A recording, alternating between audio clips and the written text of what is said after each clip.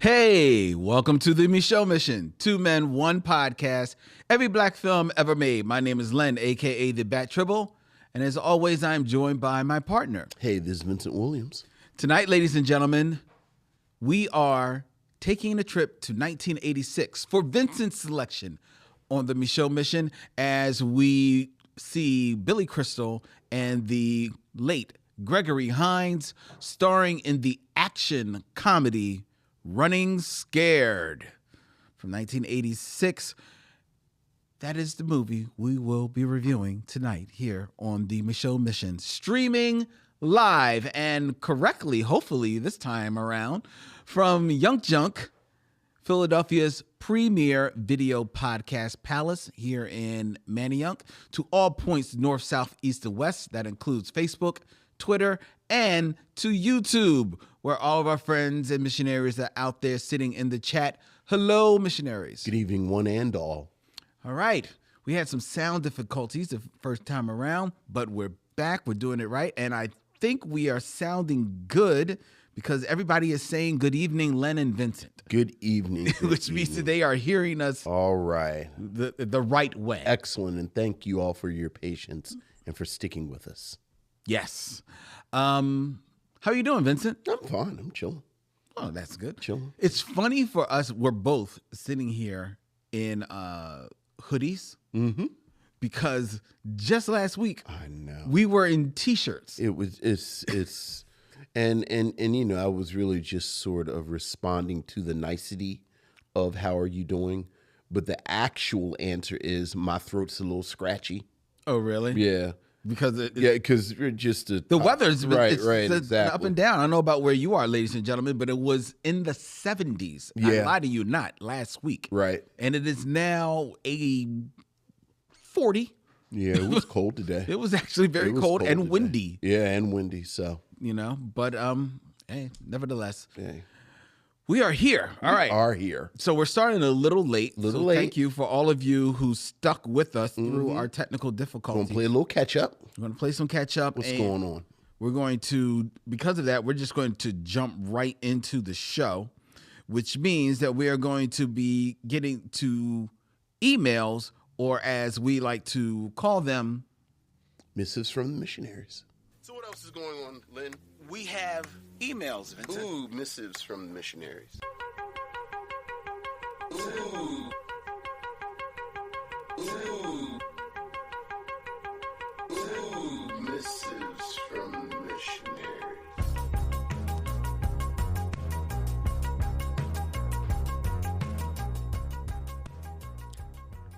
Missives from the missionaries, ladies and gentlemen. We've got a pair of Michaels tonight, Vincent. Okay. This is Michael Sykes. Hey, what's up, Michael? Subject line, the scribbled overpass. Oops, I mean graffiti bridge. Hello, Len and Vincent. A couple of days ago, I listened to your podcast episode on the scribbled overpass, a.k.a. graffiti bridge. After listening to it, I watched the movie again last time I saw it. I was 11, and I liked it. But watching this again, all I can say is that this non-achievement film lacks any characteristic that Purple Rain or Under the Cherry Moon had. Prince was too comfortable with himself, and it showed. What the hell was George Clinton doing in this movie? This movie was a wake-up call for Prince, the one that he needed.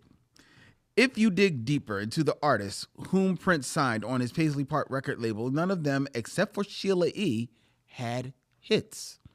They never had any big hit solo hits without Prince, or hits at all. And it includes Carmen Electra, Jill Jones, Mavis Staples, George Clinton, Ingrid Chavez, and Robin Powers. When they were signed to Paisley Park, they did not have a hit, and he was controlling them like puppets and toying with them. He would let them record, write, or produce for them, but a lot of times the music was never released. In a way, I'm glad he fell flat on his face in this movie for surrounding himself with yes men. The silver lining of this is that the next year he came back strong with the masterpiece album, perhaps his magnum opus of the 90s, Diamonds and Pearls. I know I'm going to get heat for what I said, but hey, it had to be said. I will forever love his music and miss him. Love, your fan, Michael Sykes. Oh, okay. All right. Yeah, there's not a lot from that period that I kind of revisit. I know I've mentioned. Now, are you talking about like the Prince music? Yeah, that period where he, was like Michael said, either those artists were signed to Prince or Prince was working with them extensively. I know I've mentioned this before, since Tanya Pendleton, good friend Tanya Pendleton, has been kind of part of the missionary family, and I follow her on Twitter. And she's a huge Prince person. Yeah, I do not know a bigger Prince fan. And because the algorithm, once you follow Tanya, now, I've been exposed to all of this Prince social media that I wasn't before. And it's fascinating when you run into that vein of Prince fan who enjoys Graffiti Bridge and enjoys that period, because you can find a Prince fan that enjoys any period of That's Prince. very true. So it is interesting listening to the arguments for that period.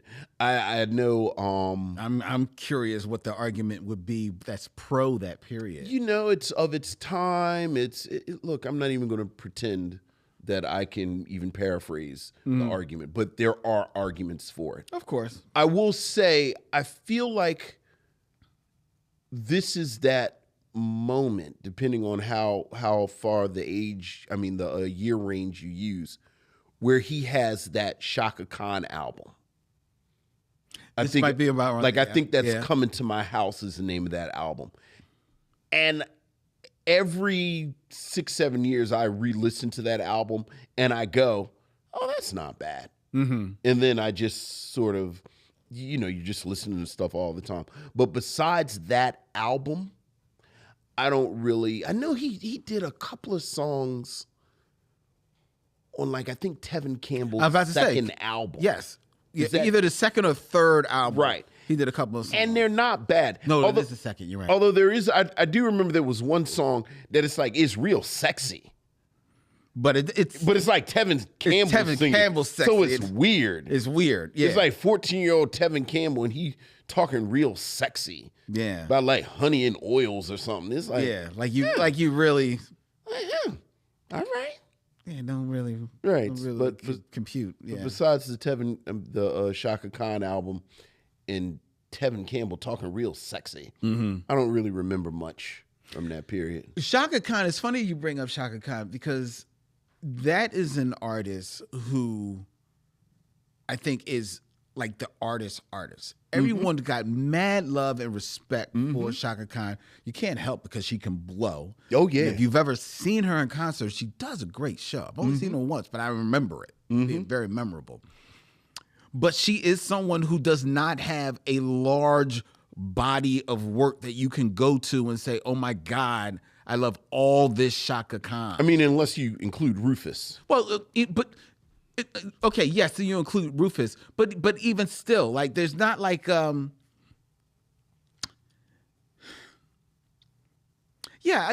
with that, I don't think are there like 20 great Shaka Khan and Rufus hits? I think you could put together a playlist. I do, yeah? Actually. Okay. Yeah. Like I said, you gotta fold Rufus in there. Okay. But the Shaka Khan albums, see, there's maybe two. Yeah, maybe two. Maybe this is something I can actually, because I have that on my phone. You got the Shaka Khans? Yeah, oh yeah. I do Shaka Khan. I do select Shaka Khan. Khan. Shaka Khan. Shaka Khan. She basically is Candyman. You have to say her name 3 times. Yes. But let me see.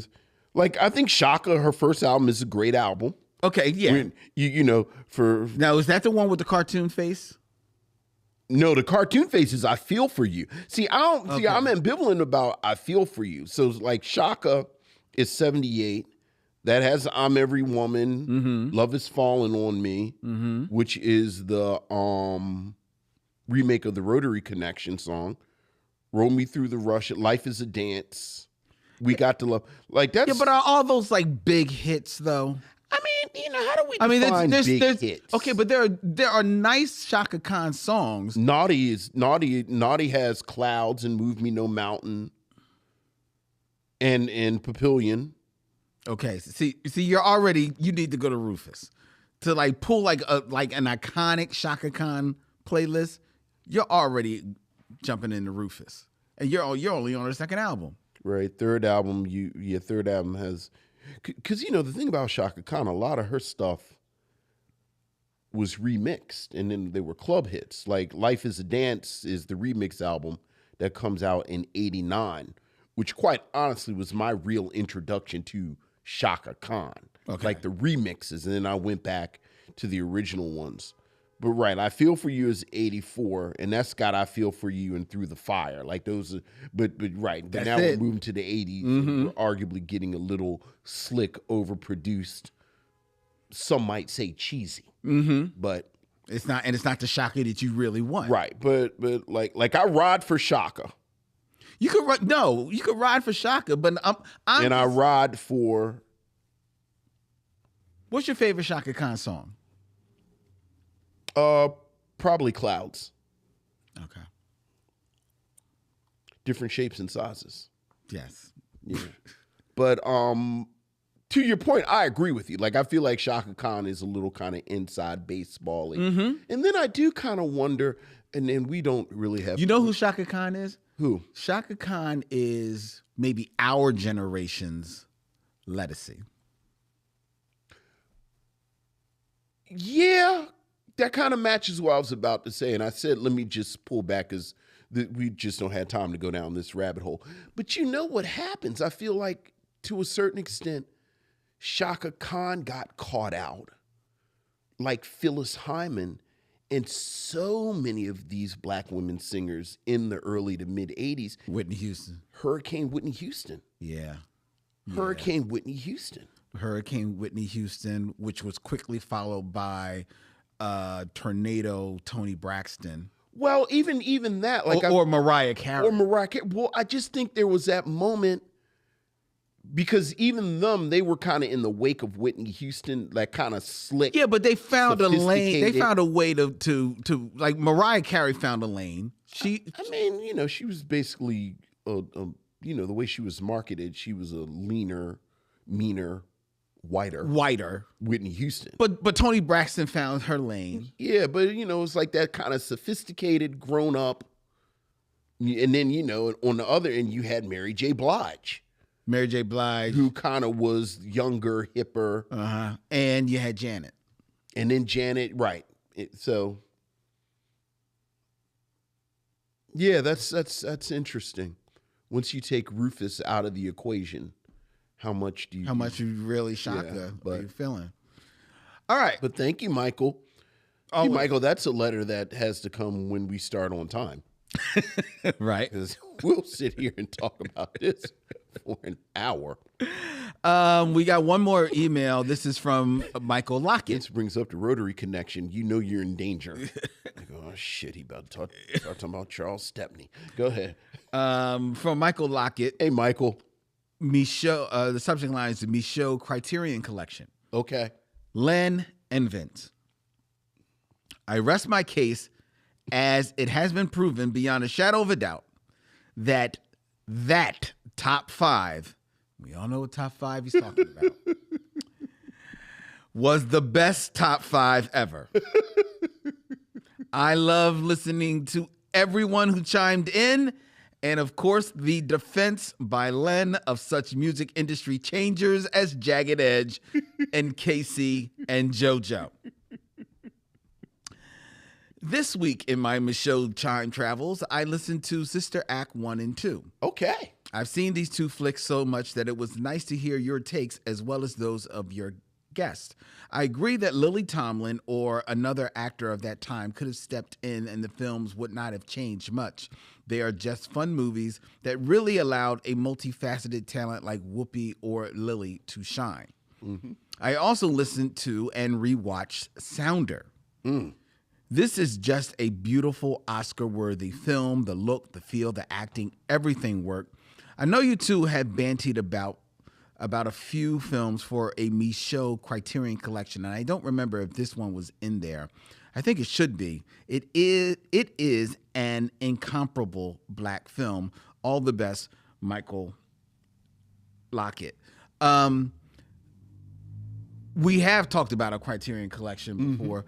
The only reason this wasn't mentioned previously by me is because I hadn't seen it. Sure. So I couldn't. I didn't want to vouch for it. Sure. But I certainly would put. And in full disclosure, like I said last week, I think in a lot of ways it gets eclipsed by the learning tree in my head. Yeah. So last week was great for me to re-examine it on its own terms, and certainly if I've not said it's worthy of a prestige presentation, I certainly think that now. Most certainly. Yeah. Most certainly. But thank you, Michael.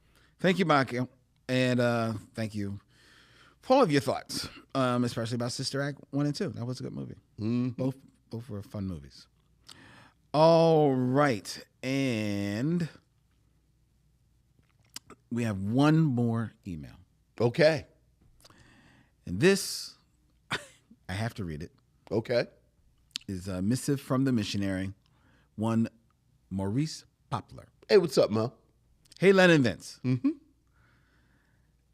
I guess it would be in poor taste to pile on about Jagged Edge and Casey and JoJo.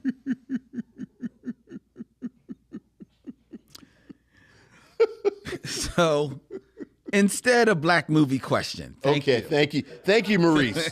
Thank you, Maurice. Thank you. I feel like there has been a satisfying run of subtly angry black films lately. Not punch you in the face, do the right thing angry, but with the Black Klansman, even Spike Lee has joined the mood. They clone Tyrone, Sorry to Bother You, Get Out, Us, Till, The Blackening, Honk for Jesus, even American Fiction.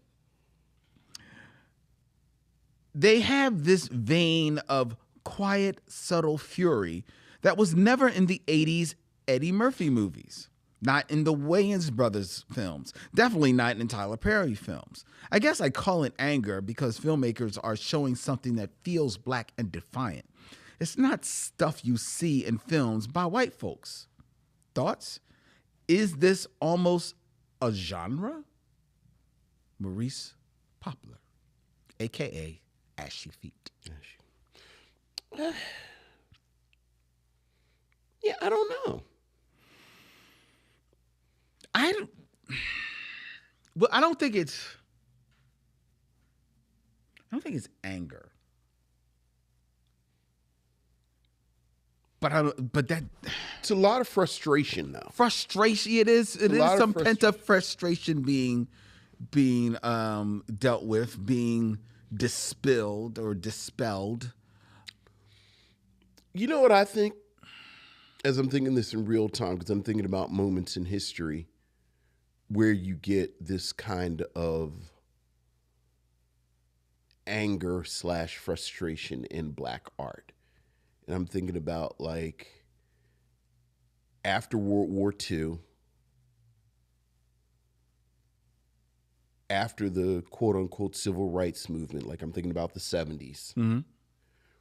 And I think what both of those moments have in common with this, if again, I'm this isn't developed at all. I'm making this up or in real time. Like I do think you have these moments in American history where black people are optimistic. Like this is the moment that things are going to get better. And then they don't. And then you get this wonderful art that comes out of this frustration, this disappointment, everything. And I do think the frustration that we're talking about in a lot of those films that Maurice just named, I'm wondering if these are post Barack Obama art, examples of art. Like, I think there was a moment where once again we thought, okay, this is it right here. 2008 through, these 2 terms, this is it. And now we're right back with some, arguably even in a worse place than before. And you get the wonderful frustration of an us and They Clone Tyrone and American Fiction, where it seems like these are 3 very different texts. But I do think there's this kind of frustration and this anger. That's the through line. Is a through line in all 3 of them. Again, this is not a developed thought at all. I mean, I think that makes sense. Because there certainly was an optimism to the 8 years that Barack Obama was the president, which was followed by the huge letdown, right, of what followed. Right. Which, in full disclosure, as a black person, felt and feels real personal. Yeah. Yeah. And it feels personal, and it makes you, it does make you mad. It does cause, there's, maybe anger is the right word, because I have found myself more than a couple of times dousing the flame a little bit, because I'm like, right. I need to stay in the house today. Right. Right. Like, you feel, let me take a beat. Yeah. Let me take a beat. Yeah. So I think that this art that's being put out, these films, because we're just talking about movies, although I think you could certainly talk about other. I'm sure it shows up in other ways as well. Like, I would argue Lovecraft Country. Well, and television reflects this as well. Well, I think something like Lovecraft Country. Something about Lovecraft Country to a degree, the reinterpretation of Watchmen. Yeah, exactly. You know what I mean? Exactly. So I think it's something that is that speaking specifically, so would extend it from movies to television, or with also in these last 10 years, the democratization of making such fare. So that you can do it on your phone. Like, you can make a movie here on your phone and get these stories out so much easily, so much more cheap, and they can find an audience. That feeling, that frustration, can be dispelled that much easier. And I think that there are artists out there, such as Jordan Peele, who are showing that there are ways to get this story out there without it having to be just the George Floyd story. Right. There are other ways to get these feelings out there, so that everybody can appreciate it and feel it and take it in. Yeah. Because when it comes coded, or not coded, but when it is done in such a way that it's the George Floyd story, or even like something like Till, or something that is kind of like baked in history, I think there is certainly a segment of the population that will tell themselves, "Oh, that's not for me because that's their story, and I don't want to." And they turn their turn away. That's not for me. But when it's coded in like more genre fare, such as like Get Out or Us or They Clone Tyrone, then it's kind of, or Sorry to Bother You, then it kind of like Spider-Man Across the Spider-Verse, where there's a fair amount of black anger in there if you really like, if you're really looking for it. Yeah. So now it's there, and it's right. You can't miss it. Right. So when Miles says, "Nah, I think I'm gonna do my own thing," like, I remember a little jolt. Yeah. Like he like feeling a little jolt. Like, I don't know if we're just talking about being part of the Spider Society right now. I feel like there's some other things going on right here in this bit of dialogue. Yeah, and while the scuttlebutt that we have heard a little bit about Lovecraft Country is that there may have been some behind the scenes stuff that is the reason why that show only got one season.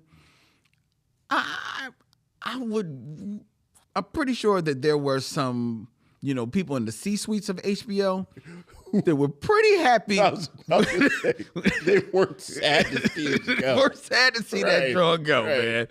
Right. Damon Lindelof and his band of black writers said, "Oh, we just want one season of Watchmen," and they were like, "You know what? Let's go with that. You know what? One season sounds good. Okay. Yeah, one and done. Okay. I like the symmetry of that. Yeah, oh, yeah, sure. You told a complete story. Let's put a bow on it and do something else. Now Secession. Right.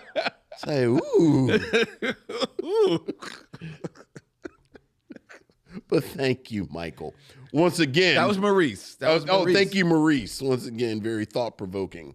Very much. All right. That's cool. All right. Let's keep this movie going, ladies and gentlemen. It is now time for our next regular feature, which I like to call the Top 5. Who's your top 5?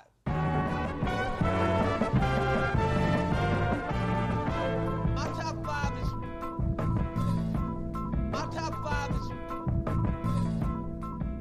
I don't like having to look over there. Amen. Top 5, ladies and gentlemen, where I give Vincent a list. He gives us his scintillating commentary on it. And Vincent, I had a little struggle with today's top 5 because I wanted to keep it in theme. Sure. And my first thought of a theme was thinking about Running Scared, the movie that we're going to be reviewing, and thinking about Gregory Hines. Yeah. Who was gone too soon. Oh, my goodness, yes. And when I started thinking about Gregory Hines and his movie careers particularly, it was like, okay, Gregory Hines, going too soon. He didn't do a lot of movies.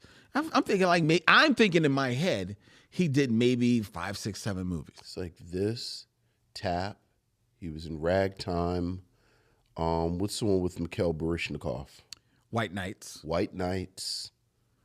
Rage in Harlem, and The Cotton Club. Wait. I said Ragtime. I meant The Cotton Club. Was he in Ragtime? No. Right. So, yeah, I meant The Cotton Club. Okay. But, okay. So done? Those are pretty much the movies that I'm thinking, too. So I'm thinking in my head, I'll do like actors that kind of like went too soon and left a small body of work. Gregory Hines did 40 films. Really? I couldn't believe it. Now, he's not the star in all of them, but he has roles in 40 films. Interesting. Yeah. So I'm like, well, that doesn't mean that doesn't fit the criteria. Yeah, but now I wish your top 5 was 5 films Gregory Hines was in that Vince doesn't know about. Well, you know what? I'll tell you. You want to know? Is that going to be the top 5? No, that's not the top 5. All right, we ain't got time to do it. Okay. All right, let's keep it lean. All right. Come on. You can tell me later. Yes. Or I can use, I believe it's pronounced Google. Google. I believe it's pronounced Google. I will look at Google and see what the films were. Please continue. So I had to come up with another top 5. Okay. So I looked at Running Scared specifically. Gregory Hines, noted tap dancer. Yes, he is. Actor, but still big time. I think first thing most people think of is a dancer. Sure. Billy Crystal is his running mate in this movie. Billy Crystal, comedian. Yes. And Billy Crystal, not everyone's first choice for anything that calls for action. No. So I was like, okay, that's a weird buddy cop team up for a movie. It really is, which we'll talk about. Right. So then I started thinking, okay, well, there have to be other crazy buddy cop movie combinations out there, right? Okay. Tons of them. Fair. Right? But I decided not to do a top 5 of any of them. Oh, good, because I thought we would talk about the Tom Hanks dog movie. And No. So You're what doing I Rex. did was that I went back to the 80s. Okay. And I said, if someone could be daring enough to put Gregory Hines and Billy Crystal together in a film, if I gave Vincent two other stars of the 80s who seemingly you would never pair together, could you come up with a buddy cop concept for these two stars? Okay. So I've got 5 combinations for you, Vincent. Okay. All right? All right. Here Put we on go. your casting cap. It's casting cap is It's on. Vincent, the movie producer. All right. Buddy cop for number 5. Okay, who are the buddies? 80s huge R&B star Diana Ross Diana Ross. Okay. and Christopher Walken. Christopher Walken. And they are buddy cops. So, like, he can't be her handler. No, so it can't be the bodyguard. Right. They actually have to be partners. Okay. So the two of them are detectives that deal with high-end Hair. theft. Oh. High-end theft. So she knows fashion and jewelry. Okay. He knows like art, paintings, Okay. sculpture. Okay. There has been a break-in at MoMA Okay. in New York. Okay. And the thing about it is that that would require a very highly specialized fence. The two of them are the agents on the case. It takes them from New York to Milan to another country. I was just trying to, I couldn't think off the top of my head, like let's say Tokyo. Okay. Is there sexual tension? There is not. Really? Interesting. No sexual tension. None at all? And in fact, Diana Ross has the love interest. Oh, so she And already Christopher has. Walken doesn't. Is her love interest the fence? Or Yes. is it the criminal? Perhaps both. But he's ethnic, brown, speaks a bunch of different languages, and that's part of the tension. You don't know where he fits into all this. Is it a 1980s Raul Julia? That could work. Yeah. All right, so there you go. There you go. Yeah. Okay. You got a title? If you don't, it's fine. I don't. That's fine. That's I fine. don't. We'll put it in a title machine. Bedazzled, but 2 words. So B dazzled. Okay. All right. Mm-hmm. I thought for some reason you were going to try and get like Christopher Walken to be like dancing in this because he's a bit of a dance man. Yeah. But no, I'm not. he's not. Because dancing Diana with Ross is not going to be dancing. that. Yeah, we don't want Diana Ross. So, yeah. Okay. All right. You know, you made your point. All right. That's number 5. All right. Number 4. Number 4. It's the 80s. So it's the world of action. And probably the biggest star of the world of action in the 80s is Sylvester Stallone. Okay. And who is he partnered But with? you know who he has never partnered with in his life? Who? Anyone from hip hop. Okay. So in this action film from the 80s, Sylvester Stallone teams up with Salt and Pepper. Sylvester Stallone and Salt and Pepper. Oh, it's a drug thing uptown. It's some type of. Why gotta be a drug thing? I'm going to tell you why.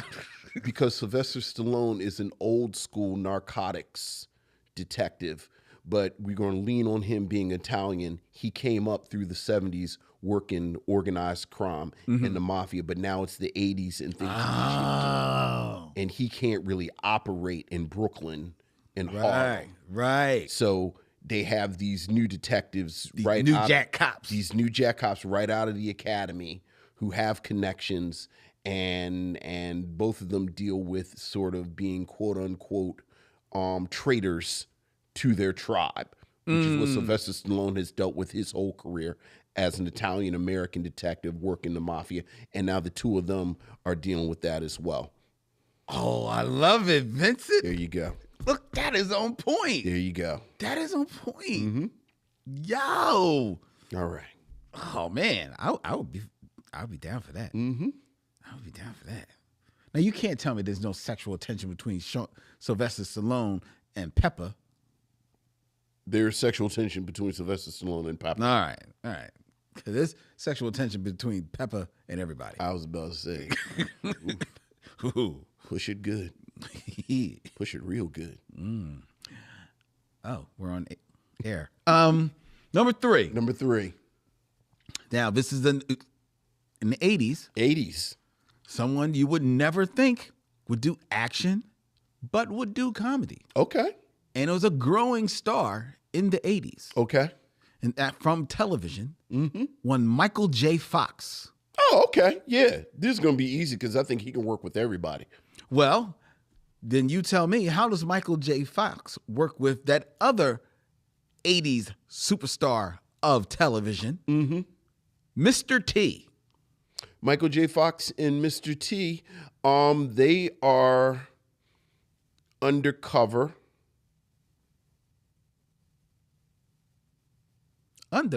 How is Mr. T going undercover? Because they're working at a circus.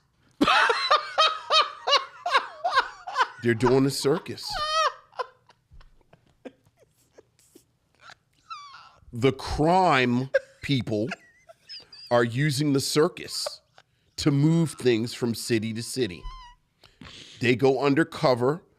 Mr. T is a strong man. And Michael J. Fox is, what are we going to make Michael J. Fox? The bearded lady? A magician. Okay, he's a magician. Mr. T is a strong man. Michael J. Fox is a magician. They are working undercover in a circus that they think is a front for smuggling things throughout the country. See, I think I love the circus. But I think... And it's the 80s, so like the laws with animals aren't as strict as they are now. So it can be elephants and monkeys and shit and all kinds of things. And they can do all kinds of things and, you know. But I think you're missing an opportunity here. How you gonna ask me what my idea is and then tell I me love your idea. I love your idea, but I can't be in the room too. What's the idea? I love the idea of the circus. Mr. T as a strong man is a little too easy because he's Mr. T. He's not undercover. You gotta make Mr. T a clown. No. Why not? First of all, Mr. T has zero range. We've talked about That's the joke. No. It's already high concept. It's already a lot of moving pieces. Just the two of them in the circus, and it's animals, and it's all these things.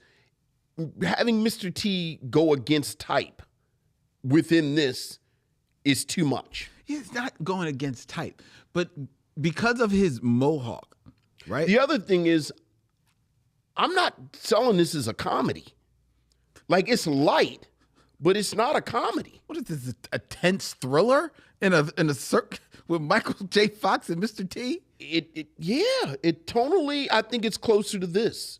Like, it's a little breezy. It's a little breezy. So what's the title of this? Blood in the Ring? I don't have a title.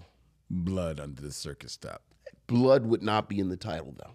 Blood would not be in the title. Blood would not be in the title. There's a solid PG. PG. So it's a thriller, but it's serious, but it's PG. It's solid PG, knocking on PG-13. I think you're missing it. Mr. T is not a clown. Because then he doesn't have to go against type, but he's just dressed as a clown. It gives the reason for the haircut. Yeah. And then you can dye the haircut. Yeah. And he's got the face, and he's got... Also, that pulls away from Michael J. Fox. It's too much. Mr. T is too much. Like, Mr. T, DC Cab shows you got to keep Mr. T in his lane. Was he too much in Rocky? But that's perfect. He's actually perfect in Rocky 3. Like the Mr. T thing is he got so popular that he couldn't be a bad guy. Mm-hmm. You couple him with Michael J. Fox. Michael J. Fox can't be a bad. So you say it's a buddy like a buddy cop. Like the twist I'm about to make with one of these is that they're going to be villains or at least rogues. Okay. But the two of these two guys, I think work as undercover cops because America loves them. No, I get them as undercover cops. Which means you gotta play it straight within their lanes. Okay. And once you start moving Mr. T outside, like that's why DC Cab in Mr. T's canon is the weakest Mr. T entry. Like that and arguably the cartoon where he's like a gymnastics coach. Yeah, it's really... Like you got to keep Mr. T in his pocket for him to work. So I lift shit. But I'm also a cop. Yeah, but he could be a clown lifting it. Right. It's a clown. Well, that's for your list then. I'm not gonna have him as a clown. Okay. He have one of them shirts, one of them strongman shirts, and he's lifting things. Elephants, right? Okay, all right. You know, like maybe there's a comedic moment with a monkey or an elephant or something that likes him. Like I said, it's 1980 whatever. So there are no animal protection laws at all. Like they can drug some tigers and have them out around them. Or not drug some tigers and they're chasing them around like the lion did Minnie Riperton. Have you ever seen the outtakes of that photo shoot for Minnie Riperton's? No. Yeah, where you know the album cover where it's her with the lion? Yeah. That lion rears up. Oh, really? So there are photos of Minnie Riperton like scared because the lion is rearing up. And it's like, man, the 70s was wild. So did you ever see that, speaking of lions, you ever see that movie that was filmed? I can't remember the name of it. This guy does a movie about living with the lions and tigers, his family grew up with the lions. Yes, but you see him playing with them, and they're beating the hell out of him. Yes, because they're lions. Because they're lions. They're not doing anything wrong. They're just being lions. Yes, they're walking around with pieces of his flesh. Yes, on their nails. Right. That's crazy. All right, number two. Number two. All right. Now, world of 80s, pop star, also movie star. Okay. Teamed with probably the appropriate action star to team him with. Okay. So we have Prince. And Kurt Russell. Oh, the Gentleman Thieves. Kurt Russell is a gentleman thief. Kurt Russell is a gentleman thief. Think of Kurt Russell. I'm trying to think of a good well. First of all, it's a little bit against type with Kurt Russell. Yeah, okay. If you're putting him as a gentleman thief, yes. But they're very much there. I think Kurt Russell. No, I love Kurt Russell. Right. He could do it. No. But I think so much, you think about Big Trouble in Little China, you think about Escape from New York, like they really play up him as this kind of tough guy. But I do think you have to play it up. Like I think Kurt Russell, when you look at Kurt Russell's whole career, A, is a decent actor. Very good. Which leads to B, part of the reason he gets played up as this kind of tough guy in these movies is because that's the role. But in a different role, he's totally different. You give him a haircut, put a tuxedo on him. I think they're gentlemen thieves along the lines of, well, Kurt Russell more than Prince. But even Prince, I think you could work it where it's like almost that Cary Grant gentleman thief, where like I'm a gentleman thief, but I can throw the hands if I need to. And then they steal some stuff.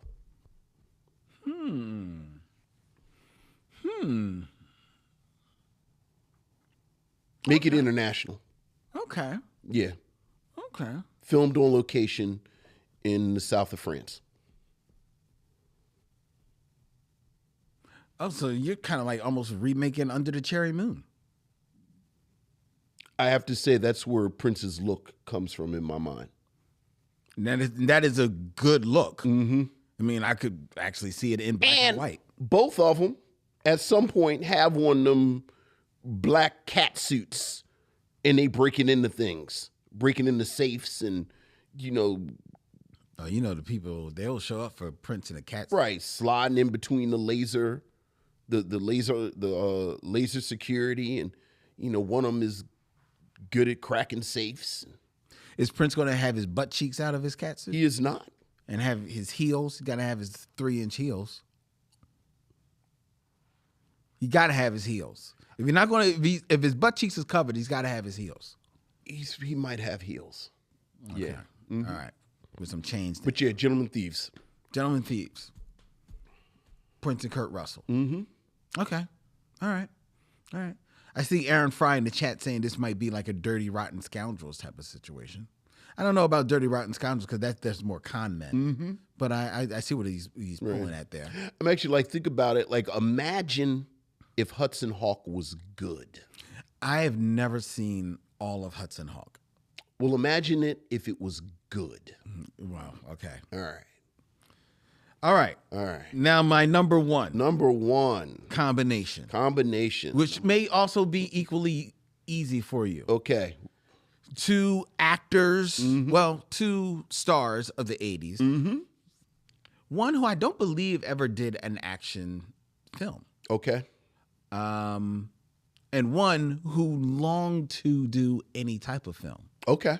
And both of whom are, sad to say, no longer with us. Okay. Michael Jackson.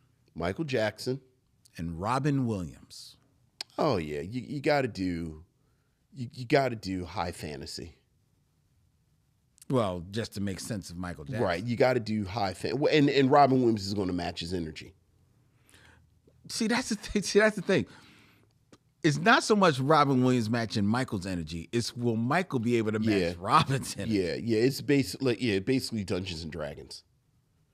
So it'd be like, like a sword and sorcery type of situation. Right. And they're both roguish, once again, perhaps roguish thieves. And there's nothing roguish about Michael Jackson. I think there's a bit of mischief in Michael Jackson. Like, I think about him as the Scarecrow. There's some mischief in there. Okay, that's 70s Michael Jackson. Okay, I'm talking 80s. I think about him in the Remember the Time video. Oh, are you kidding me? There's mischief there.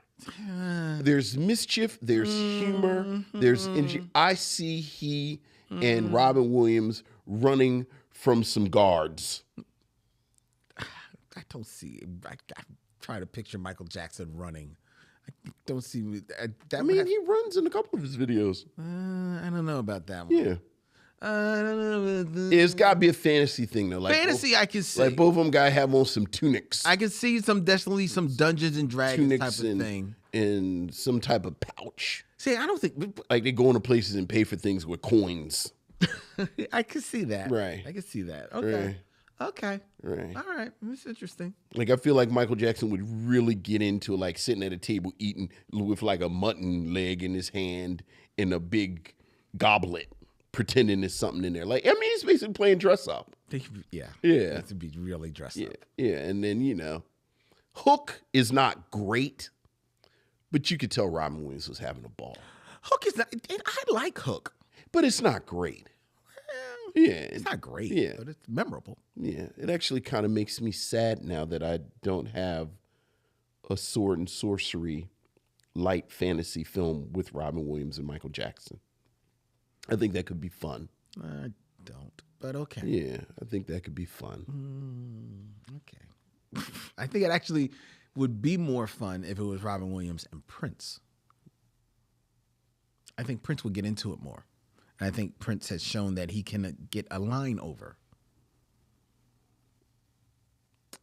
Dude, would I rather see No, I'm going to go with Michael Jackson. See, Here's the problem with Prince. Prince makes it sexier than I think it needs to be. Well, the man can't help to be what he is. Like, I don't think it needs to be sexy at all. It doesn't need to be, but it doesn't hurt. That's a different energy. See, but my problem... And Robin Williams doesn't need to be near anything sexy. Okay, but my problem with Michael Jackson is that if this was the Wiz Michael Jackson, I'd go with you. But this is the 80s Michael Jackson. The 80s Michael Jackson. I think there's a period between Thriller and Bad that you can still work with Mike. I don't. Yeah, like there's whatever that moment is where he bleaches his skin. Oh no. Get to Bad. Okay, I see you on that, but I think Thriller the Thriller video, Michael Jackson, you can work with. Yeah, but you know what? I think that Michael Jackson is still very affected, and where the Wiz Michael Jackson is not. Yeah, I'm not giving you that. There's a moment in the Thriller video. It's my favorite moment in the video where Ola Ray gets up and she's like, I'm scared, and Michael's like, I'm watching, and she gets up and leaves, and he's still there. There's a split second where he cuts her a look that it's like, oh, well, see, that's it right there. Like, that's the foreshadowing right there that he's the monster. And then when he comes out and he's teasing her and I 100% disagree with you. If they film it the week after they film the Thriller video, so you got to catch him at the right moment. This window in time, week after Thriller. Look, whatever happened between Thriller and the cover of Bad, he loses it. Like the video for Bad where he tells Wesley Snipes, you ain't bad, you ain't nothing. That's too late. Well, I think he's on his way there. No. At the end of Thriller. You got to catch him right at the end of Thriller. You know what? I mean, it's like 3 years between the albums. No. You know what? I'll give you. Not. I'll give you. Immediately after Off the Wall. No, because immediately after... You said 80s. I'm trying to... But that is 80s. Okay, That is 80s. Because you got to remember, because even though he has an afro in the cover... He's making Thriller. Right. All right. I'll take that. Because I'm thinking of Michael Jackson in the... what's the video that's mostly him dancing? Rock With You? Rock With You. Mm-hmm. That Michael Jackson, I think, has vestiges of the Wiz Michael Jackson because he just permed his hair. Sure. And I think you... All right, I'll take that. Okay. I'll take that. All right. That was fun. Yes. There you go. All right, ladies and gentlemen, that was my top 5. All right. I hope you were entertained. Yes. And now it is time for the Game of Kings. Game of Kings, a man who made buddy films with himself. Ooh. It's 6 Degrees of D'Urville Martin.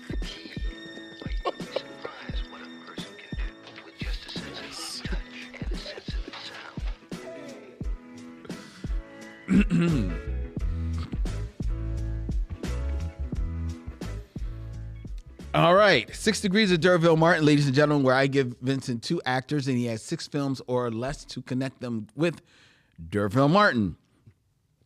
Keeping it in theme, Vincent. Ooh, what's the theme? I'm trying to remember. Looking at these names, I'm like, where did he get these names from? I think these are comedic actors of the 80s. Okay. All right. Okay. I believe that's the connection. All right. Such as Billy Crystal, sure, who stars in Running Scared. Yes.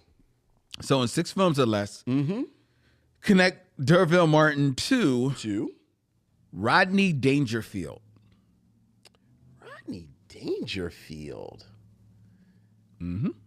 The bad thing. It's funny because you mentioned a couple of weeks ago that he was uncredited in Moving. I really only know Rodney Dangerfield in 2 movies. There's a movie where he goes back to college,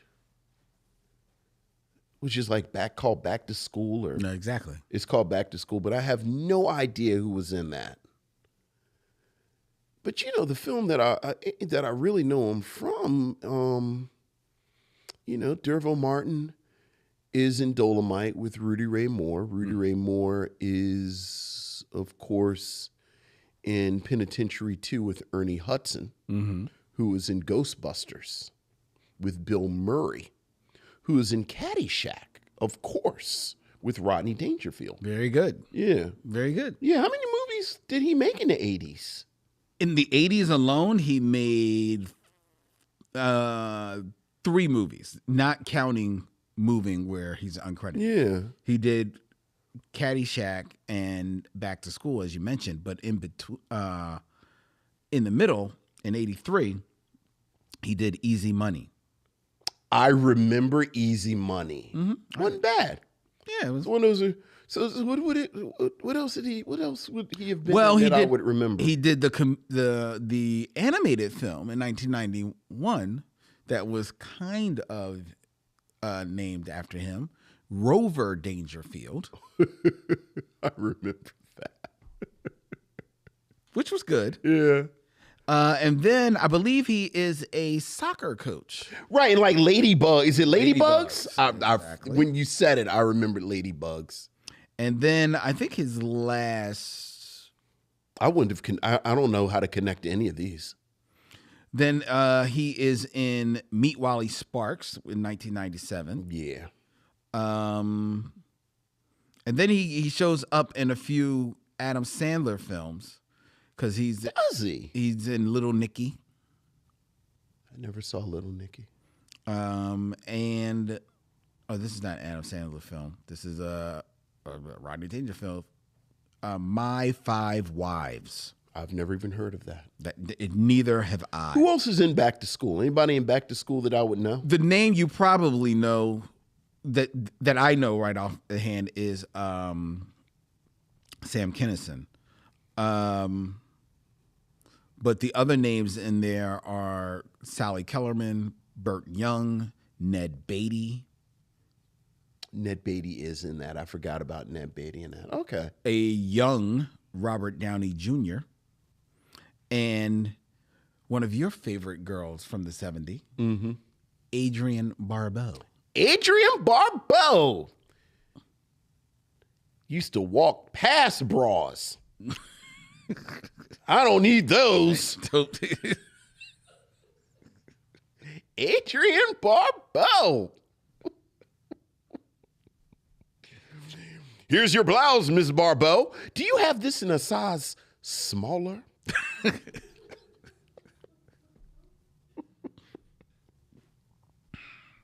All right. All right. Next, we have Next, in 6 films or less, 80s comedian. connect D'Urville Martin too. This one's going to be hard. Okay. Carol Kane.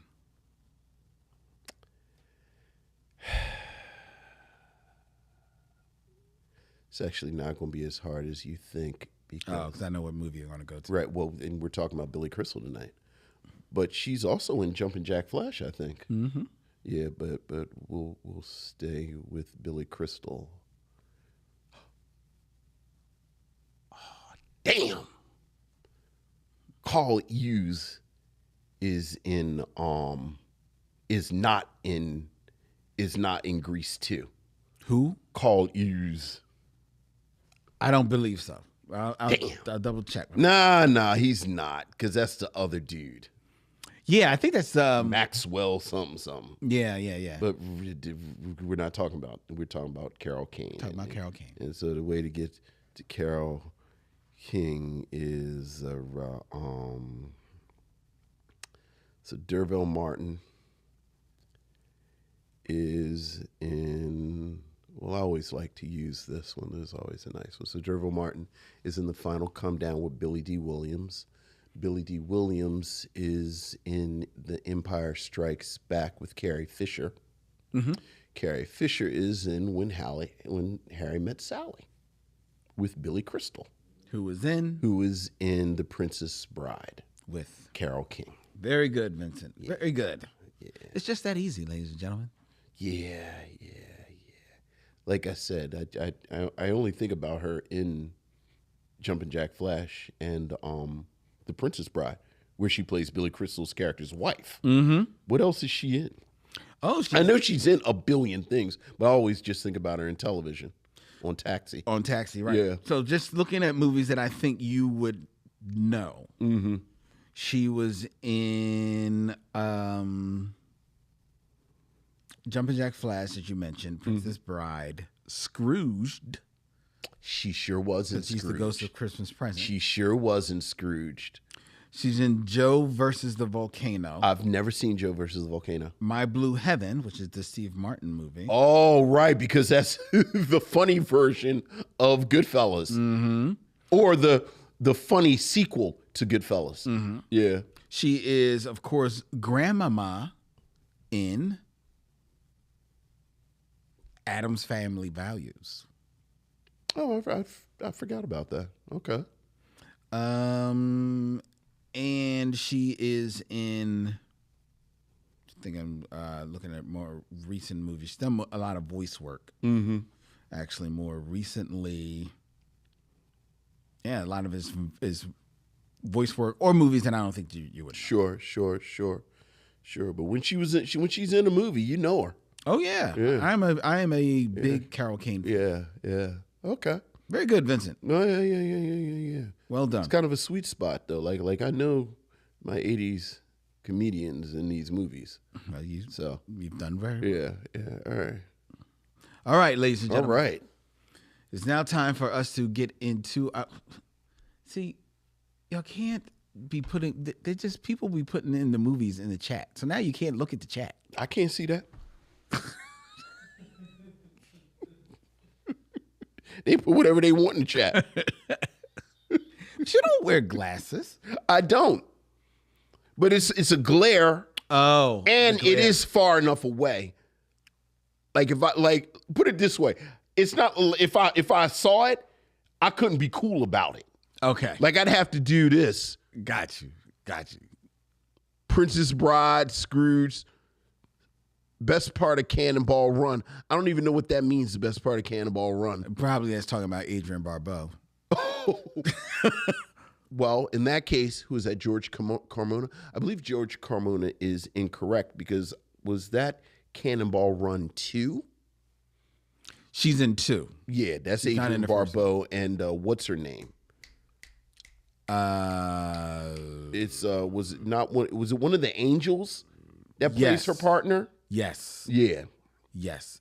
Is it Jacqueline Smith? No, it's not Jacqueline Smith. It's not Jacqueline Smith. I'm looking right at her, but yeah, one of the angels. And George Carmona is also incorrect because the best part of Cannonball Run 2 is when Jackie Chan has his action scene, which is the only reason they have him in, because he cannot speak English at all. Like, I love the fact that they tried to break Jackie Chan in America for legitimately 15 years, and he just refused to learn how to really speak English that well because I'm Jackie Chan. Said I don't have to. And also Dean Martin and Sammy Davis Jr. Jr. dressed up as priest, with Shirley MacLaine dressed up as a sexy nun. When's the last time you saw Cannonball Run 2? I probably have not watched Cannonball Run from beginning to end in 10 years. Yeah, it doesn't hold up. Yeah, it does. You're just a hater. I'm not a hater. You are 100% a hater. It does not hold up. There's nothing on earth that would make me believe you about this. It does not hold up. And I don't believe you. I don't believe you. But you haven't seen it. I know, but I know you, and you have no joy in your heart for these things. I do have You joy. don't.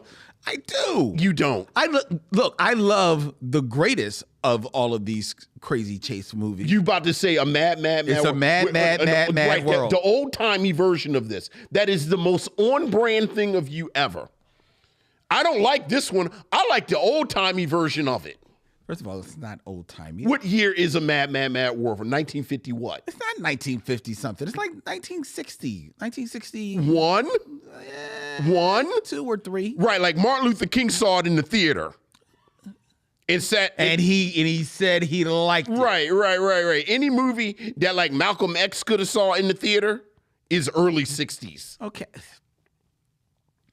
The fact of the matter is, Cannonball Run does not hold up. It doesn't. Blues Brothers holds up. Cannonball Run doesn't. Come on. You haven't seen it in forever. And I don't believe you as far as it not holding up. It doesn't. I do not value your opinion on trash cinema of the early 80s. There it is. Any opinion that you have on trash cinema of the early 80s, I do not take you at your word.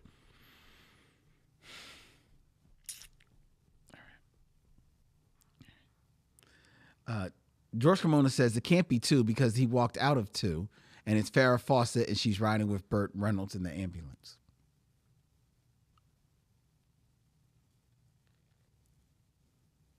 See, y'all can't even get the movie straight. It's so stupid. Pretty sure it's 2. If only we had some type of... Why don't you goggle it?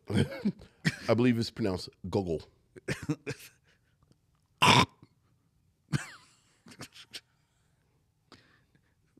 Sound like a Derval Martin film when he's playing. Oh, you're right. It is 1. It is 1. I could have swore it was 2. Oh, yeah, there she is. See? It's a picture pops up with her boobs out. Of course. That's what Adrian Barbeau did. That's her thing. That was her thing. You ready to do the review? The old reason the Swamp Thing liked her. You missed your opportunity to make a giant-sized Man-Thing joke. That's an old-school nerdy joke, y'all. It's time for us to get into our review of Running Scared.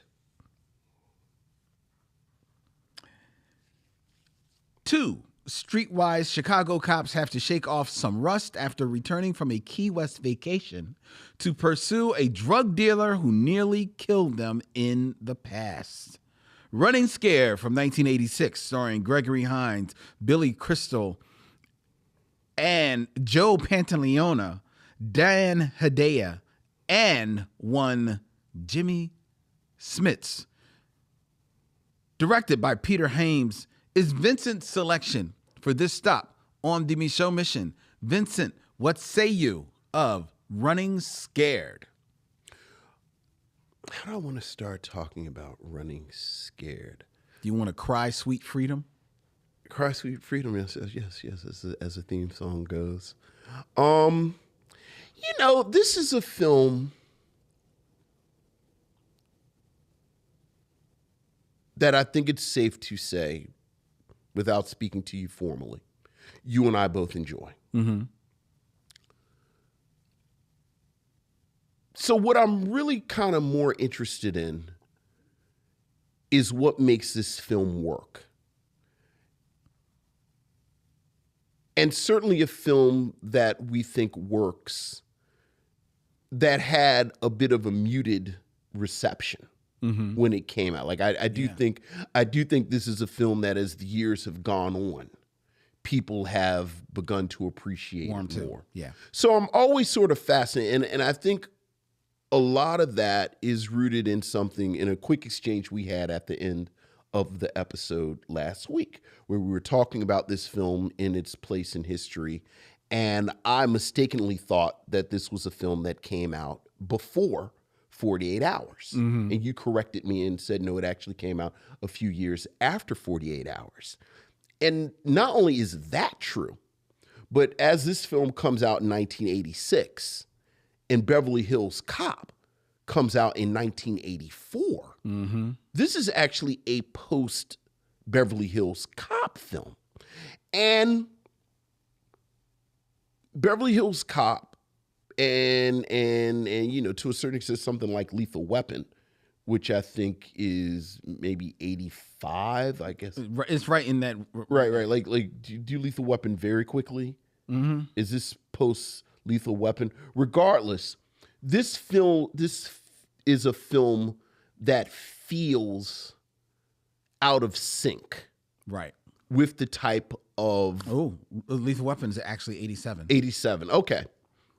Regardless, this is a film that feels out of sync with the type of action films that are coming out at this moment, because there isn't a lot of flash. Yes. Peter Hines is a director that, you know, I think he's a very professional director. Mm-hmm. You know, he knows what he's doing. When you look at his filmography, nothing really jumps out at you, although he does direct my beloved Capricorn 1. There's nothing really in this script, perhaps, that jumps out at you, and I'll circle back to that in a moment. As we kind of discussed with the top 5, neither one of these actors, Billy Crystal nor Gregory Hines, are actors that it seems like someone would say, let's hang this on them. Exactly. Yeah. Like you would an Eddie Murphy, like you would a Sylvester Stallone. This story, plot-wise, is barely a plot, really. You know, Billy Crystal and Gregory Hines play these two detectives who are in their mid-30s, seem like they've known each other for 50 years, which in a lot of ways is a remnant from the fact that this script was originally meant for older actors. Yes. Jimmy Smits is a career criminal who is smuggling in some drugs. They sort of stumble onto this plot very early in the film, and Joe Pantalone is a low-level crook that they lean on, trying to figure out what's going on with him, and there's been an exchange of this money. Come to find out, a cop turns up dead. Yeah. So then you're like, okay, well, maybe this is the serious moment. And I looked for a film that's almost 2 hours long. It's like comes in like an hour 40, hour 45. It's really almost the half-hour plot point where the plot kicks in. You're like, oh, okay. Well, they have to solve this murder. Yeah, right. But then they arrest Jimmy Smits. Yeah, the plot is... And they solve the murder. Right. And then Jimmy Smits gets arrested. But there's some hullabaloo with some young detectives, and they mess up an undercover operation. So then their police captain forces them to go on vacation. And they go to Key West. And there's a 10-minute sequence of them in Key West. It's a music video. It's a music video, and they're going. You know, I do have to say again, Peter Hines, I don't think does any great direction, but there's, you know, this wonderful little montage with these quick, almost MTV-like cuts where they show the two men on scooters. Yes, that's cool. With a bunch of different women, so it, you know, shows them enjoying themselves in Key West. You know what? Billy Crystal says to Gregory Hines, again, a remnant of this older script, why don't we retire and buy a bar down here in Key West? Gregory Hines says, sure, let's do that. It's like, okay, so maybe this is the plot. Right. But no, then they come back. But you missed the part where Billy Crystal surprisingly gets an inheritance of $40,000. Gets $40,000, which in 1986 is a lot of money. It's a whole lot of money. In 2025, $40,000 seems like a huge amount of money. It seems like this was going to be a huge part of the plot. I mean, they mention it, and the implication is that he uses that to help with the bar, but that doesn't really go anywhere either. Then they come back, and you think Joe Pantalone, and then then Jimmy Smits gets out of jail. Right. And now they have to figure out Jimmy Smits smuggling some money in. I mean, smuggling in the drugs. But even that is it's almost like the film isn't as concerned with the plot as anyone watching the film. Exactly. Because the real strength of this movie, from the moment it comes on, is Billy Crystal and Gregory Hines vibing and talking and enjoying each other's company. Yes. And as the audience, we are so happy to watch them vibe off of each other very quickly. You don't even care about the plot and Jimmy Smits and Billy Crystal has an ex-wife who he may or may not still have feelings for. But you know, part of the reason that that the ex-wife scenes stick out to me, and Gregory Hines, who is very sexualized, we should talk about that as a black actor in the 80s who is very sexualized, and he has this sort of subplot with Tracy Reed. Yes. Who he seems to be kidnapping. He kidnaps. Well, what I said, you know, is at points throughout the early part of the film, they stomp all over Joe Pataloni's civil rights and pressure him into things. Like I said, these are the most lovable corrupt cops I've ever seen in my life. But even the one or two scenes with their respective love interests, the entire time they're with them, you're thinking, can we get these women out of here and get these two back together? Because they're not even concerned. It's a shootout. Well, we're just riffing back and forth. They're in Key West and the beautiful women, they're riffing back and forth. There's a car chase. They're riffing back and forth.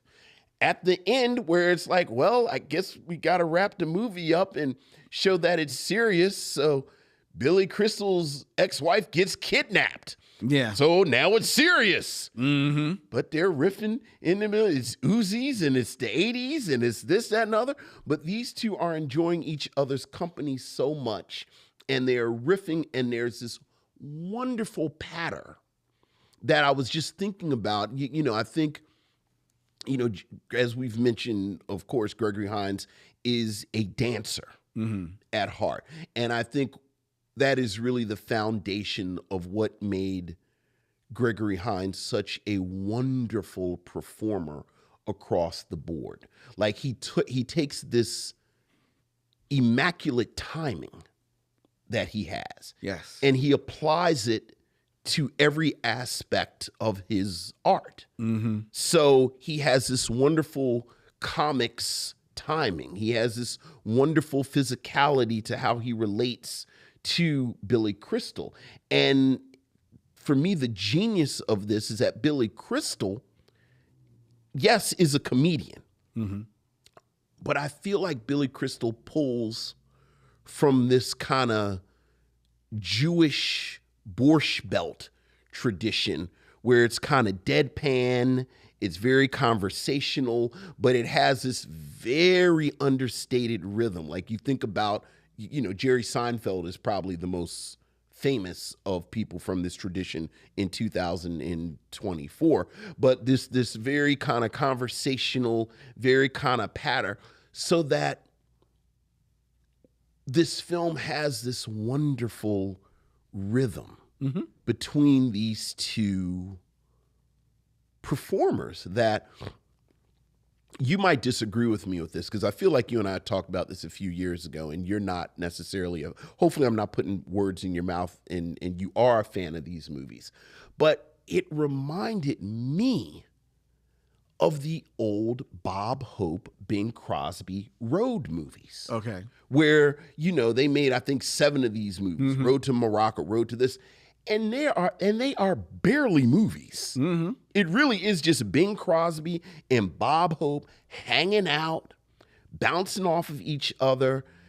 You get the bare minimum of a plot.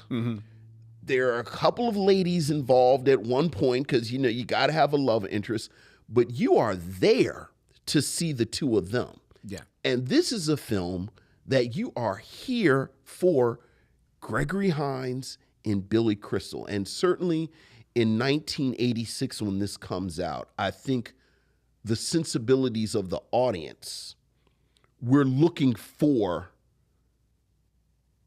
an Eddie Murphy. And we're looking for this sort of bigger performance. And this is kind of out of sorts from that. But this is also what makes this film, I think, age very well.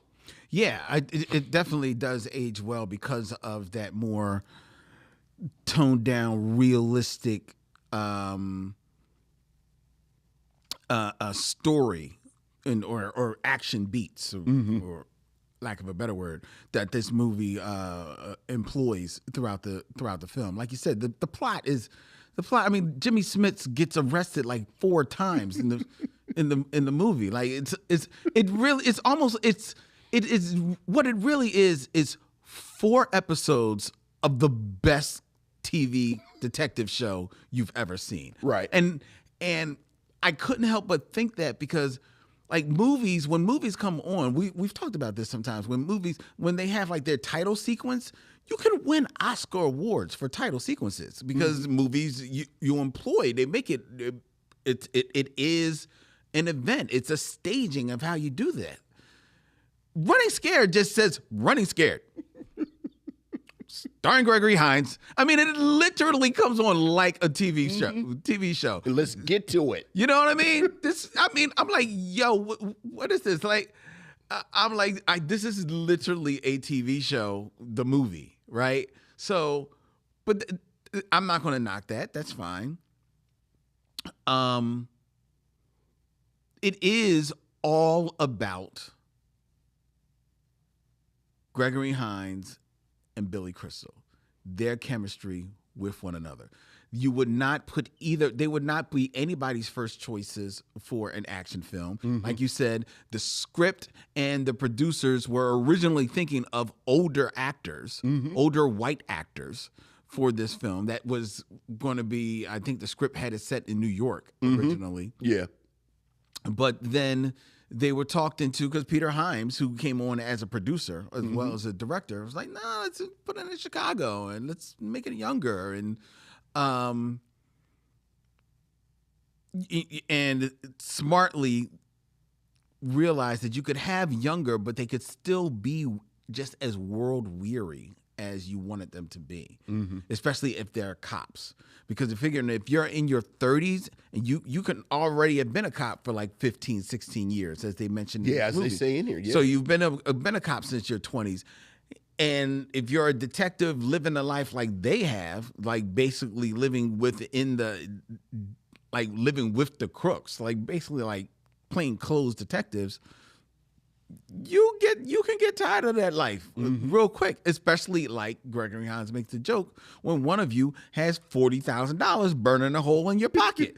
You're like, I really don't need to have any bullets running over my head. You know what I mean? So, and to that degree, I think the $40,000 inheritance does become a bit of a plot point, because then they all of a sudden, because there's a joke about now they're putting on their bulletproof vests. They're like, whoa, hold up.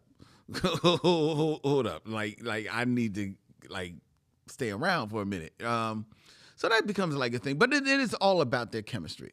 The plot makes no sense. It's stupid. It goes back and forth. They yada themselves out of everything, including being trapped in a trash compactor. I'm like, are you serious? Like, they just literally yada themselves out of a trash compactor. Like, this is the movie. That is the most, like, superhero, like the most Sylvester Stallone action movie bit of this movie. Everything else is very grounded. Well, until the end, when they realize, oh, this is an action movie. We need a big set piece. You know, we've rented this big building. What are y'all going to do with it? Well, we could just tell some jokes. No, that's not going to work. We've rented the whole building. Y'all got to be in this whole building. But then Billy Crystal and Gregory Hines ignore everything and talk to each other for half of the scene. And here's the thing: they're still talking to each other one of them, they're 80 feet apart. Yeah. One of them's literally dangling in the air. The other one is on the ground, and they're still like, "You missed him, I got him." Like, I'm like, "Are you serious? Is this what happening? What is it?" I'm like, "Oh my God!" But they realize, look, this is what got us to the table. Yeah. This is what's going to put it over the top. Right. It's still them joking, because there's moments when they are talking to one another. Jimmy Smits, who is the antagonist in this film, but at no point does he really feel like the antagonist. You always keep waiting for there to be like another Mr. Big on top of him. Right. Like, it's almost like Jimmy Smith can't believe, like, wait a minute, didn't y'all just arrest me? Why am I back in? Well, I wanted them to lampshade it because I kind of got off of him. Like, he was frustrated that no one would pay attention to him. I'm shooting at you. I locked you. I tied you up. It's some Uzi. I kidnapped your wife. I kidnapped your woman. Would you please pay attention to me? While you two are over there more enamored with each other. See me. Right, see me. See me. Right. It's like doing prank calls and they steal his car and do prank. He gets to jump on them at least 3 times in this movie. They will not die and are not concerned. That's my thing. Like, they just, oh, well, here we are. What do you mean, here we are? What did you do? I mean, what I did? You owe me $10. Do you want the $10 now? Jimmy Smith is over there like, I have goons and 90 Uzis pointed at you. In many ways, Gregory Hines and Billy Crystal are the Roadrunner, and Jimmy Smith is the Coyote. Right. They don't know he's there. They just, oh, bird feed. Right. They don't care. They do not care. And that is because this movie is 4 episodes of the Roadrunner cartoon. Yeah. It's stitched together. It's just that simple. And it is like, because with every Roadrunner cartoon always takes place in like the highways out, like in out west, right? But like every 4th or 5th one, they're on just like, like in the it's just plain. It's just plain, just straight lanes, or there's a highway and it's not like dirt roads. And that's this one. This is basically Roadrunner cartoons stitched together, yet there's this one episode where they go to Key West. And then and not a coyote. Right. And I mean, it's so silly. But you're right. And the thing is, this movie is probably 15 minutes too long. Probably. But you don't care because you're just sitting there watching these 2 knuckleheads. And you're right. You don't even care about the women. You don't, because as much as the movie kind of makes you want to care, like, Billy Crystal maybe is still in love with his wife. And like Gregory Hines kind of has this thing going on with Tracy Reed where he's kind of like stealing her from her dude or husband. I don't even know what. Right. Yeah, that's happening. But you're right. There's also the sequence in the middle where they're on the scooters, and they're with for like about 12 different women. Yes. While they're in Key West. Yes. So how much do they really get? I mean, they really don't care. We know what the real relationship is. We know who they really love. We know who they really love. Because you can see, because who did Gregory Hines give a key to his apartment? It was Billy Crystal. Exactly. Who was coming over with donuts in the morning? It was Billy Crystal. Right. So, I mean, because you really wanted those French things, but I hate when I mispronounce the word and they look at you funny. You mean croissants? It's fantastic. It's fantastic. But it's just a dumb fun movie. And you're right. It does stick out in the increasingly over the top action films of that time. And star driven. Exactly. Mm-hmm. And that probably is why it didn't fare as well. But where's better?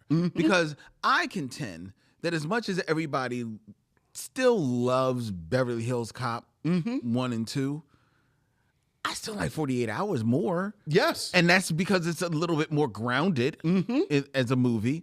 And it's more character driven More character opposed to a star vehicle. Just Eddie Murphy just Right. riffing. Yeah. You know, for all the Sylvester Stallone and Arnold Schwarzenegger movies and all of those type of things, you know, it's still the Rocky, which is the character. Right. Which gets you over the top. Nobody's really returning to Rambo. Right. And Arnold I mean, Schwarzenegger First Blood is a better film is than Rambo. First Blood, because First Blood is a totally different movie. Yeah, you know. absolutely. Arnold Schwarzenegger movies, like which ones do you really return to? Right. You know. So I mean, this movie does age well. It ages great. I would contend this may be Billy Crystal's best performance in a movie. Maybe my favorite one. I like When Harry Met Sally. I like not Three Amigos. What's the urban Yeah, I just not Rawhide. cowboy thing, whatever that movie. City Slickers. I Slickers. like City Slickers. But this may be my favorite. You know, I'm an outlier, and I acknowledge that, but I'm a Mr. Saturday Night guy. And see, if I've never seen Mr. Saturday Night. And I do think When Harry Met Sally, I think he's legitimately great in When Harry Met Sally. I'm not saying he's not good in any of them. Yeah. I'm just saying this may be my favorite. Sure. Okay. That's all. That's I'm saying. fair. Yeah. But it just gets, and Gregory Hines, I mean, oh my God, if you didn't miss Gregory Hines just from seeing him in everything and watching him dance and seeing him in taps and everything like that, watching this movie and just realizing, wow, this dude, he could do everything. Yeah. He could do everything. There's actually a great interview that they did with Billy Crystal on the 35th anniversary of this film. And he says sometimes he just watches this movie to reconnect with his friend Gregory. I mean, because you can tell they really liked each other. They really liked each other. Yeah. They were very selective because there was talk, as modest of a hit as there was talk of doing a sequel, but they were particular, like, we're only going to do it if it makes sense. Right. And the scripts that were getting written didn't make sense. And then, you know. Which, really breaks my heart because I really wish they had done like 3 or 4 of these. This is one of those movies that you return to, just like Devil in a Blue Dress. You return to it and you're like, oh, why wasn't there more? Yeah. There should have been more. Yeah. So many it's criminal that there's not more. Well, here's a question for you. Because what I really think about with this, frankly, is Midnight Run. Like, to me, Midnight Run is the real parallel to this. That is it. That's one of my favorite movies. And I think Robert De Niro, Charles Grodin. Would you argue that Midnight Run has a higher profile than this? Yes. So then the question is, why? Is it just Robert De Niro's star power? Because God knows Charles Grodin never really got nobody to go to the movies like that. No. It is Robert De Niro's star power. I also think that Midnight Run is a better movie. But I think also yes, it is. But I think what it also is that because, like, Midnight Run is a comedy that has action in it. Running Scared is an action comedy, which means that there has to be a certain percentage of action in it, which means that you have to tangentially give a damn about the villain a little bit. Right. Where Midnight Run is the plot of the story is the two of them getting along. Because the plot is getting one person to be. It's about that team. And I looked it up because Midnight Run is 88. So we are dead in the midst of these kind of bombastic 80s films. And I feel like Midnight Run is another film that, even though it was more popular than this, has sort of gained prestige as time has gone on. Midnight Run is it probably is no longer considered a cult classic. It is like considered like a underappreciated classic. One of Robert De Niro's better roles, better performances. Yeah. Arguably the first. Is this the first moment where we realize he could be funny? Like as a straight up comedy, Or just work like Well, was he funny before 88? well, he did do. If you want to think that he's kind of ironically funny in King of Comedy, Yeah, he's not funny in King of Comedy. Like King of Comedy is a little dark. it's dark, but it's a dark comedy to a degree. He's playing funny, but he's not funny. No, I You see hear what you. I'm saying? But, okay, but I'm saying, But like Midnight Run, he's funny. no. Okay, but I'm saying that would probably be the closest up to that point. Right. You're right. Right. Like I think it's a straight line from Midnight Run to his 90s stuff. Right. That probably is. You're probably right. This is probably the most unabashedly comedic Yeah. Robert De Niro, and you see like, oh my god, Right. He's got timing. He's got timing. He's got everything. Everything. You know? Yeah. But yeah, you would have loved like the makers of Midnight Run to get their hands on Billy Crystal and Gregory Hines. Yeah. Even if it's not a straight sequel, just get your hands on them. Yeah. Oh my God. It'd have been a wrap. Yeah. Like you think about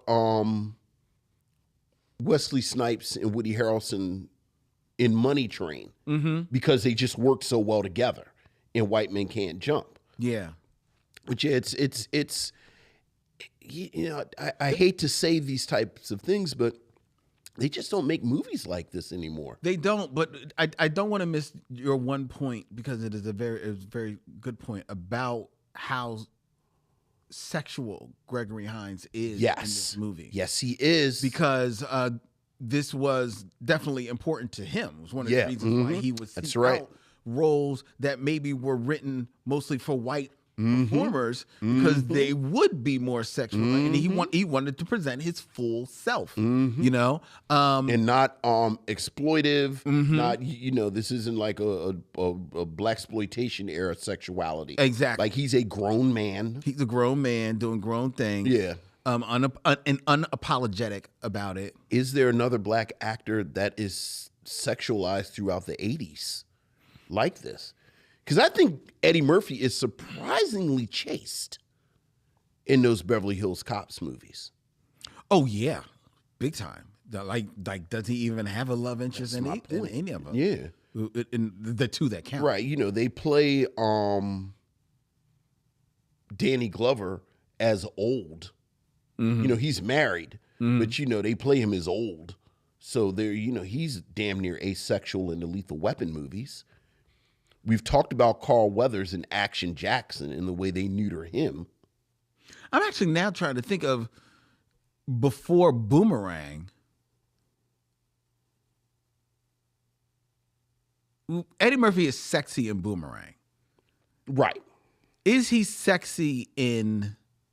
He's not sexy in Coming to America. And even he's not sexy in Coming to America. Right, and Coming to America isn't really that film, but no, he's not really sexualized in Coming to America. He's not really sexualized in a lot of films. He is not. Yeah. He is not at all. Like it really is Boomerang. They have this throwaway bit in 48 Hours. They kind of, talking about throwaway, like they kind of put a woman next to him at the end of Trading Places.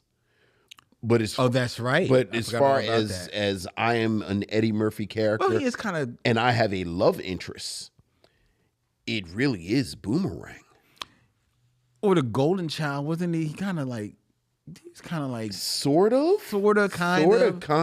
But it wasn't. Yeah. It wasn't. It definitely wasn't what this is. It 100% not what Gregory Hines. It is not this at all. And the thing with Gregory Hines, the other thing about this, it speaks to the character. It's not forced.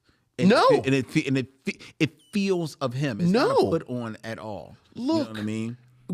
We mentioned Tracy Reed. We've not seen Tracy Reed since Car Wash. She shows up in Car Wash. Is that before? And she's in A Piece of the Action. But that's after Car Wash. Right. And in both of these, she is very much an object. Yes. Like I like the fact that she's a little older in this. Like she actually feels like a person in this. Yeah, even though the character's not given much. Which makes her sexier. Like I think she's does. so sexy in this. It does. You know, it's like is. Gregory Hines is 36. She's probably 30. Or like her character is probably 30. But she's a woman. And I love that. Yeah. Yeah. Yeah. Beautiful. So would you recommend that people see Running Scared? I absolutely would. Like I 100% would.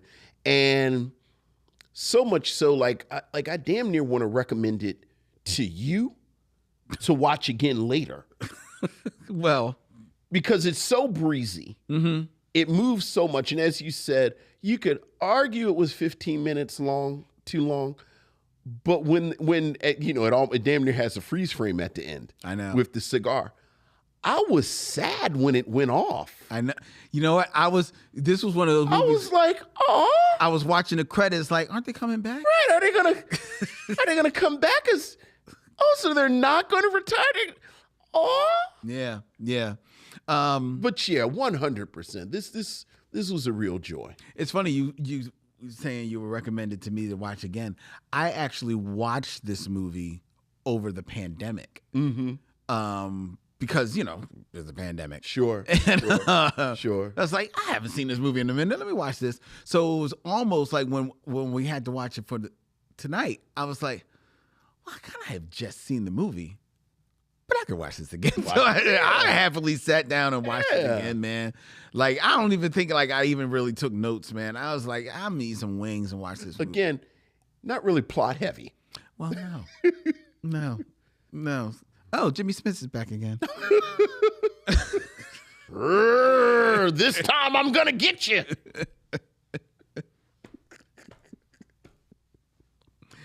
So that is... Wait, did you recommend it? I said yes. I would recommend. All right. Well, I didn't. I started talking about that. Yes, I would absolutely recommend Running Scared, ladies and gentlemen. See Running Scared. And then watch it again and introduce it to a friend. Yeah. This is a movie that ages very well. It does. And, to your point, would be a excellent double feature with Midnight Run. Oh, yeah. That's an evening right there. Now, that's a movie I might go home and watch again. Yeah. I could watch Midnight Run. I love Midnight Run. Yeah. Oh, my God. All right, so that is our review of Running Scared, ladies and gentlemen. Before we tell you what we're going to be reviewing next week and the very special guest that will be joining us, I invite you to please, if you are watching us on YouTube and you have not subscribed, what are you waiting for? You obviously like us. Subscribe. Hit that like the episode, because the more people that we get, the more subscribers we get, the more YouTube says, hey, this show must be saying something. Let's push this out to all the people that like movies and black movies and two black guys talking about movies and Young Junk and Dylan. Let's push it to all of those people that like all of those things. That's right. But we got to get our subscriber numbers up, and that means each and every one of you. So if you're already subscribed, thank you very much. If you haven't, please take a moment, take a split second, subscribe to the Micheaux Mission, and once you've done that, go tell a friend. Tell two friends. Proselytize. Tell everyone to subscribe to the Micheaux Mission, which is available every Tuesday. We stream right here from Young Junk, Philadelphia's premier video podcast palace in the world. It's the world's video podcast palace. Young Junk has officially asked me to, Len, we have updated our status. We are the world's greatest video podcast palace. Hey, they had the stats. I saw it. There you go. There you go. Young Junk. But they don't have a website. So if you want to get on to book yourself in the studio, you got to hit up Dylan. Dylan at youngjunk.com. That's DYLAN at youngjunk.com. Hit him up. All right. The Micheaux Mission is available on all the social media, Instagram, Facebook, and Twitter at Micheaux Mission. You can email us at micheauxmission@gmail.com. Let us know what's on your mind, MICHEAUX, MISSION @gmail.com. The Micheaux Mission is also a proud member of The Podglomerate, thepodglomerate.com. They make podcasts work, such as ours, which will be teaming with the Be Real Black Cinema Club tomorrow night. Tomorrow. Here in Philadelphia, as we will be at Bryn Mawr Film Institute screening Pariah. Yes, sir. From 2011. Oh, it promises to be a great time. I've seen the pretzels. They will be delicious. I can't have any, but they will be delicious. I'm going to sneak one. All right. Next week, here on the Micheaux Mission, ladies and gentlemen, we are going to be welcoming back, as we continue our march to our 400th episode, we'll be welcoming back award-winning journalist and educator of journalism here in Philadelphia, Denise James. Yes. Will be in the building. In the building. To sit with us to review from 2024, Ava DuVernay's Yes, sir. Origin. Yes. Cannot wait. Very much looking forward to this. This will be a great conversation. Absolutely. Next week here, live from Young Junk on the Micheaux Mission. Until then, he's Vincent. I'm Len. And in parting, we say, we'll see you when it's time to meet again.